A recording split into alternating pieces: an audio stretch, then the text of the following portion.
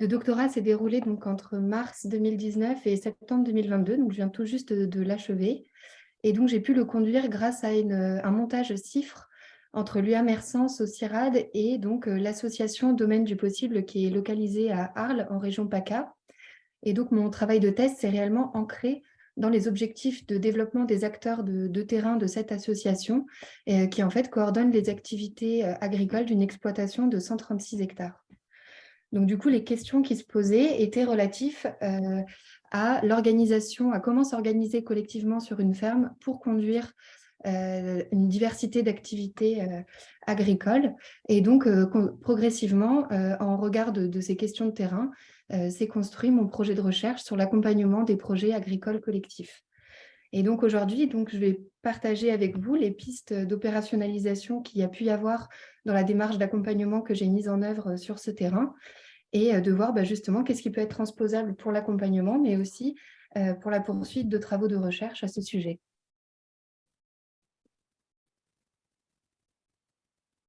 Donc tout d'abord, moi, donc, ce travail de terrain m'a amené à m'intéresser à un phénomène, donc des installations collectives en France. Donc je vais le recontextualiser rapidement ici aujourd'hui. Donc c'est une tendance qui se manifeste depuis une dizaine d'années à peu près en France. C'est un phénomène que l'on voit émerger à la fois dans la littérature scientifique, mais également dans différents médias, comme on peut le voir dans l'exemple choisi ici, qui est donc une capture d'écran du journal Reporter, et qui se pose donc comme un réel sujet de société. Donc, il y a différentes acceptations qu'on peut avoir autour de ce que peut être la ferme collective.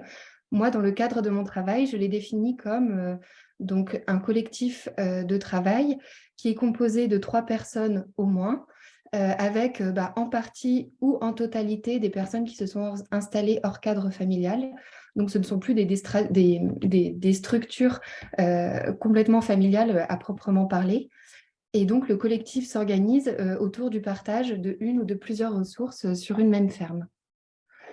Les activités conduites peuvent être agricoles, donc il va s'agir d'activités de production, de transformation, mais également un élément important était la présence dans de nombreux collectifs que j'ai pu enquêter, la présence d'activités non agricoles. Donc, ce que j'entends par là, ça va être des activités, par exemple, relatives à la médiation culturelle ou à des activités pédagogiques sur la ferme. Donc moi, dans le cadre de mon travail, je me suis limitée, on va dire, à l'aspect agronomique de ces initiatives. Donc le fait qu'un collectif de travail s'organise pour conduire une diversité d'activités a questionné les enjeux de coordination, à savoir comment combiner les actions et les activités pour constituer un tout et un ensemble cohérent. Et ce qui est la spécificité de ces fermes est que les collectifs exprimaient une volonté très marquée de fonctionner de manière horizontale dans les prises de décision et que leurs initiatives étaient portées par des aspirations sociales et écologiques très importantes et revendiquées.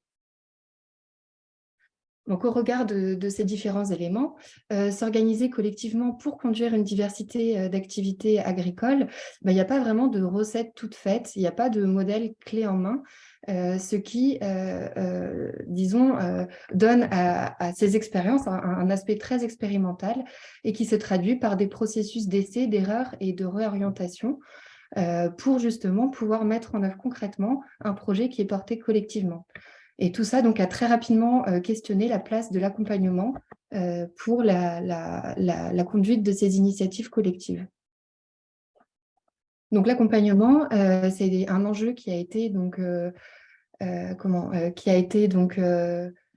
exprimé très rapidement par donc les collectifs eux-mêmes avec qui j'ai eu la chance de pouvoir échanger, notamment pour des questions de comment apprendre à s'organiser ensemble, comment prendre des décisions collectivement, mais aussi par rapport à des questionnements plus techniques de comment articuler différents ateliers agricoles qui sont conduits par différentes personnes sur la ferme.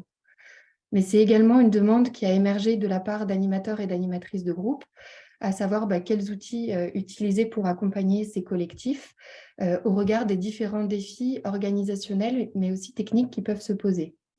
Et tout cela se réalise avec le fait qu'il existe encore peu de littérature sur ces formes d'agriculture.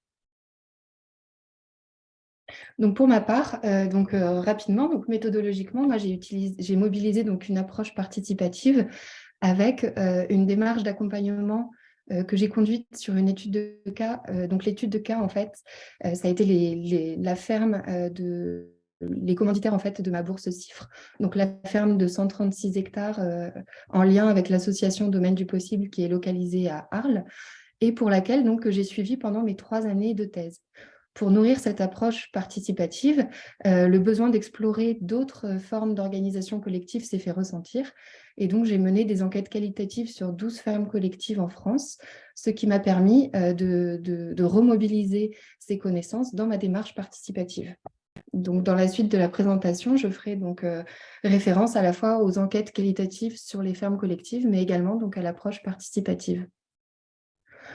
Donc, au regard de ces éléments, il y a eu 3 grandes étapes de mon travail que je vais vous présenter aujourd'hui avec des propositions donc, de sortie opérationnelle pour chacune de ces étapes. Donc, dans un premier temps, ça a été comment intégrer les aspirations. Je disais que justement, c'est la spécificité, enfin en tout cas, un élément important dans ces structures était le fait qu'elles soient portées par des aspirations sociales et écologiques fortes. Donc, comment intégrer ces aspirations ainsi que d'aborder le fonctionnement collectif, ce qui a permis d'aboutir à la construction d'un cadre d'analyse de ces formes collectives d'agriculture qui peut être remobilisé dans des démarches d'accompagnement. Donc, j'expliciterai comment moi, je les ai mobilisés dans mon accompagnement. Et donc, ces 2 premières étapes m'ont permis d'arriver à ma démarche d'accompagnement stricto sensu du collectif arlésien, qui était donc en émergence et dont je vous présenterai les étapes principales. Donc, tout d'abord, pour aborder ces structures, un élément important a été de comprendre le sens qui était donné justement à la construction de cette action collective. Donc, pour cela, je me suis intéressée donc, au projet que j'ai entendu comme les raisons, mais aussi les finalités collectives que le collectif a pour justement ancrer son action dans la réalisation de son projet agricole. Et donc le projet, et j'ai donc abordé la notion de projet de concert avec celui de règle qui permet de comprendre comment ces aspirations s'ancrent concrètement dans l'action. Et donc aborder le projet et les règles ont permis vraiment de pouvoir suivre, de comprendre comment se constituent et évoluent ces collectifs et comment des aspirations, on va dire, immatérielles se traduisent en actions concrètes. Donc, les différents projets, les collectifs ont exprimé des projets qui s'exprimaient donc à différentes échelles. Donc, tout d'abord à l'échelle de la ferme, bien évidemment, avec s'organiser collectivement, ça peut être un moyen d'améliorer son cadre de travail, de se créer un cadre de vie collectif dans certains cas, mais aussi de se sécuriser économiquement en diversifiant les activités agricoles. Il y a eu, donc, pour l'ensemble des collectifs enquêtés, une forte volonté de s'intégrer dans un tissu territorial en développant des activités qui permettent un ancrage dans le territoire, mais également de pouvoir participer donc, à une transformation sociale et donc un projet qui était porté presque à l'échelle de la société, où la ferme s'inscrit vraiment dans des enjeux de société, comme par exemple la transformation écologique des modèles agricoles. Et donc, les règles mobilisées pour pouvoir inscrire ces projets dans le fonctionnement collectif varient selon les collectifs, selon le degré de formalisation qui va être mis en œuvre. Pour certains collectifs, tout est rédigé, par exemple, sous forme de règlement intérieur, alors que pour d'autres, il y a plus on va dire de liberté qui est laissée par rapport à la formalisation des règles. Les règles peuvent s'appliquer à plusieurs personnes ou à l'ensemble du groupe. Donc, pour donner des exemples un petit peu plus concrets, les règles, elles peuvent par exemple concerner la formalisation du projet. Pour certains, ça peut prendre la forme de la rédaction d'une charte avec l'ensemble des valeurs autour desquelles se réunit le collectif, par exemple. Ça peut être des temps collectifs institués de manière hebdomadaire, par exemple, pour certaines personnes pour prendre des décisions opérationnelles, ou bien des temps collectifs institués pour prendre les décisions stratégiques à l'échelle de la ferme. Et donc, pouvoir aborder ce projet et ses règles permet de mieux comprendre finalement les différents périmètres de coopération au sein des collectifs, à savoir finalement quelles ressources circulent entre eux et entre qui, parce que certaines ressources, selon les collectifs, sont partagées entre certains ou entre tous les membres du collectif. Et il peut s'agir bien de ressources matérielles, mais également de ressources immatérielles, comme des compétences, du temps de travail ou des idées, par exemple. Donc, ces différents éléments, avoir une entrée en tout cas de ces types de fermes selon les projets, les règles mises en œuvre ainsi que les modalités de partage des ressources permettent de voir finalement des niveaux intermédiaires se dessiner entre l'individuel et le collectif, mais également de voir une diversité de formes collectives qui émergent au sein de ce qu'on peut entendre comme le mouvement des, entre guillemets, fermes collectives. Donc moi, dans une perspective d'accompagnement, ce qui m'intéressait, c'était, après avoir fait ce constat, de pouvoir disposer de formes de représentation graphique pour pouvoir mettre en discussion les fonctionnements des collectifs. Donc, c'est ce que j'ai mis en œuvre avec donc, la construction d'un cadre d'analyse. Donc, au regard, pour être en cohérence avec les premiers constats faits sur le terrain, j'ai mobilisé donc, une approche de modélisation pour pouvoir justement représenter cette complexité. Donc, très rapidement, j'ai utilisé en fait un formalisme qui s'appelle Agent Group Role, qui est donc un courant des systèmes multi-agents que j'ai couplé avec le langage UML. Donc, je ne rentre pas plus dans le détail ici, mais s'il y a des personnes intéressées, on pourra éventuellement rediscuter. Donc, le cadre d'analyse que j'ai construit, son principe, c'est qu'un agent en bleu joue un rôle que l'on voit en marron, qui peut être celui de transformateur, producteur ou décideur, par exemple, qui lui permet de faire partie d'un groupe. Les groupes peuvent, quant à eux, utiliser, générer ou mettre en commun un certain nombre de ressources qui sont celles qui ont été identifiées dans les entretiens auprès des fermes collectives. Donc, il y a deux types de représentations que j'ai de ce cadre d'analyse. Ici, je vais vous en présenter un seul, mais voilà, de la même manière, ça peut être un objet de discussion future. Donc, le premier type de représentation de ce cadre d'analyse s'appelle la représentation dite plateau à fromage, qui permet de représenter la structure organisationnelle de la ferme collective. Donc ici, on retrouve l'agent, qui est un bâton bleu, qui fait partie d'un groupe qui est un ovale donc gris, à travers donc un rôle qui est encore une fois donc en marron. Donc si je prends un exemple, dans l'exemple à droite, on peut voir par exemple que 3 acteurs maraîchers, éleveurs se réunissent et s'organisent au sein d'un groupe donc, de production. Ils sont rejoints par un 4e producteur dans un groupe de vente directe, au sein duquel les 4 donc, ont le rôle de vendeurs. Et enfin, ces 4 producteurs font partie du groupe ferme en tant que salariés. Et donc, ce mode de représentation permet de différencier les différentes formes d'organisation. Donc, je vous propose d'illustrer la manière dont peut être mobilisé ce cadre. Donc, par exemple, je prends un exemple 1, qui est donc une ferme de 80 hectares, composée de 9 acteurs et actrices, et qui est localisée donc, en Occitanie.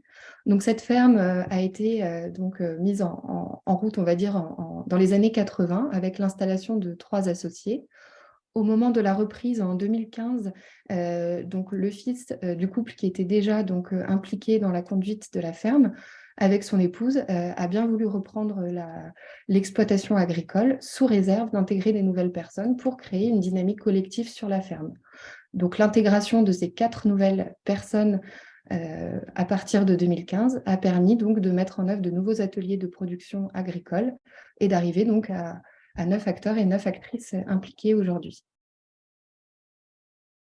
Donc, comme on peut le voir ici sur le diagramme de représentation de cette ferme, ces 9 acteurs et actrices se sont organisés. Donc, chaque acteur fait partie d'un groupe de production et d'un groupe de transformation. Donc, à chaque fois, il y a un binôme pour s'occuper de chacun des ateliers.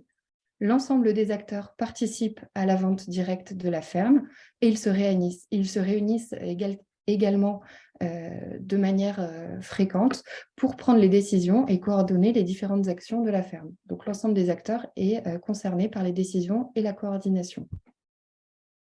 Donc ensuite, un exemple très différent, donc, qui est celui de mon cas d'étude et donc qui est la ferme sur laquelle j'ai mené ma démarche d'accompagnement, donc qui est là une ferme de 136 hectares, au sein duquel 13 acteurs et actrices sont réunis en région PACA.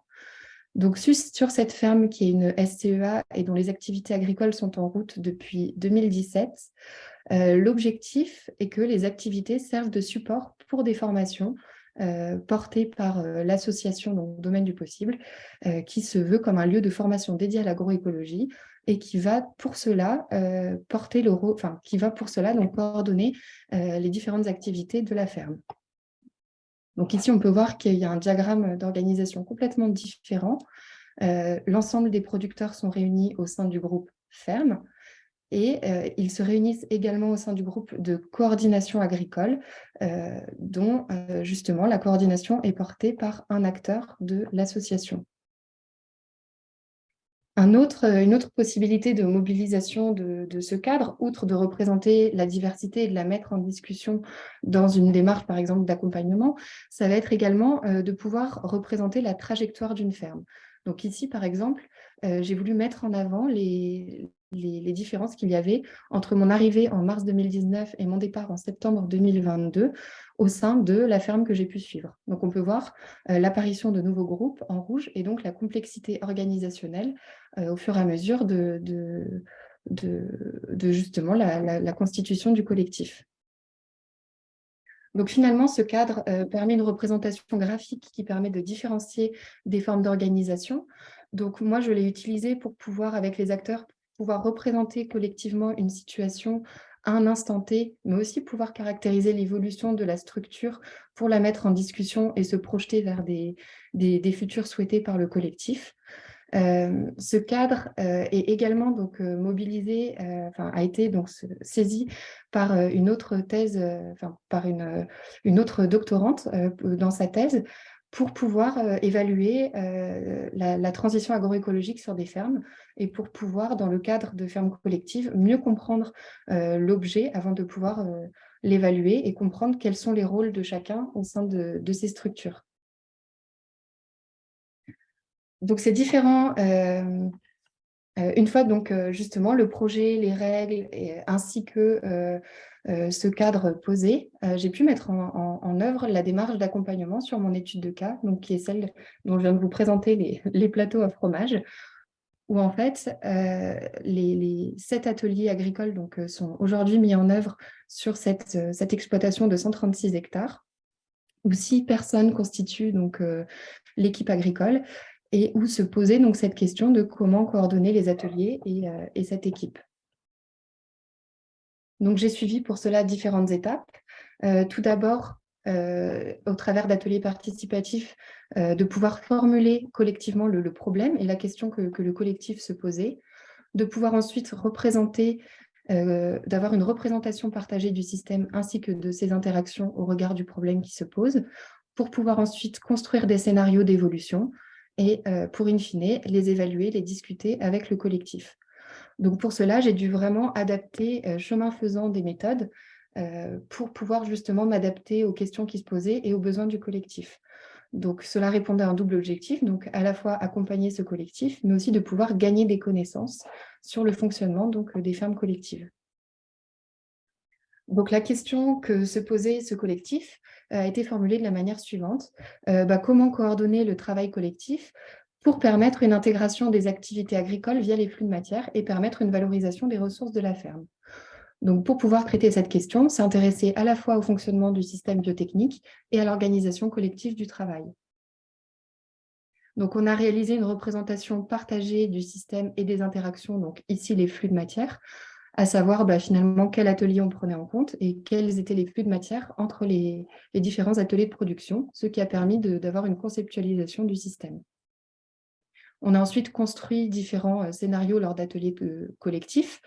Donc à gauche, on peut voir, on a décidé donc en atelier de représenter un système pour lequel il n'y avait aucune interaction. On a imaginé que chacun des ateliers était complètement indépendant en termes de flux au sein de la ferme, et un scénario où on a complexifié donc, les interactions, on a imaginé des complémentarités agronomiques entre les différents ateliers.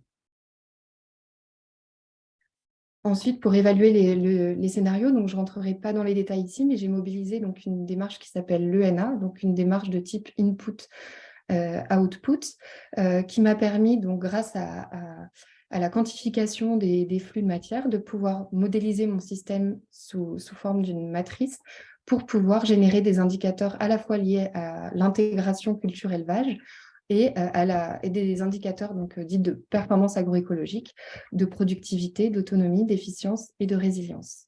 Et donc, issus toujours de ces représentations réalisées avec les acteurs. En ce qui concerne l'évaluation du travail, donc là, moi, je suis partie de la méthode bilan-travail que l'on a adaptée lors d'ateliers collectifs. On a identifié les rubriques qui étaient importantes selon les acteurs à prendre en compte pour pouvoir caractériser le travail collectif.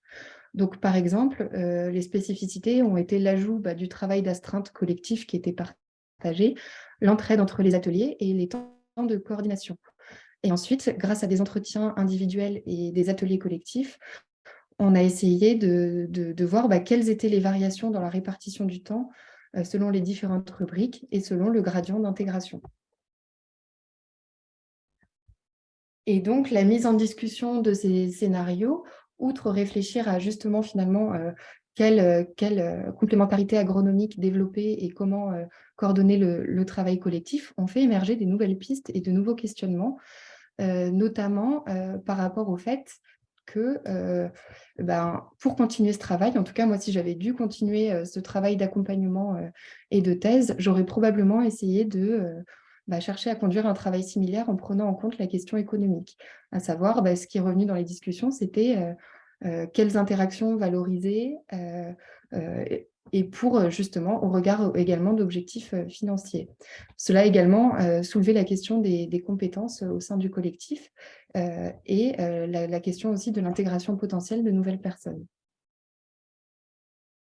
Donc finalement, en ce qui concerne l'adaptation potentielle de cette démarche à d'autres collectifs, moi ce que j'en retiens, c'est que il y a un vrai enjeu à accompagner les acteurs et les actrices à justement structurer un fonctionnement collectif qui traduise leurs projets en accompagnant justement la définition de règles et aussi de périmètres de coopération, à savoir quelles ressources mettre en commun et comment. L'enjeu a été également d'explorer les compromis entre la gestion individuelle des ateliers et la gestion collective à l'échelle de la ferme. Et que selon moi, donc ce que j'ai présenté ici, c'est vraiment relatif à un cas d'étude, à un collectif, mais que selon les questionnements qui émergent dans d'autres collectifs, on peut imaginer prendre en compte d'autres dimensions, comme par exemple croiser la dimension économique avec la dimension biotechnique. Et donc, en conclusion, donc, mon travail donc, a commencé par justement à mettre un point très important sur l'identification des aspirations et des projets qui se sont présentés comme des aspects fondamentaux pour aborder ces structures, que nous avons pu intégrer l'aspect multiniveau grâce à la mobilisation d'outils de modélisation et de représentation, et pour, in fine, construire un cadre d'analyse qui se veut absolument pas comme un cadre qui est figé, mais comme un cadre donc évolutif qui serait à faire justement évoluer en le mettant à l'épreuve de nouvelles formes de fermes collectives. Et donc voilà, ce travail invite finalement à continuer à construire des outils pour pouvoir accompagner les collectifs dans la construction de leur fonctionnement, à savoir comment se coordonner, pourquoi, avec qui et pour partager quels moyens.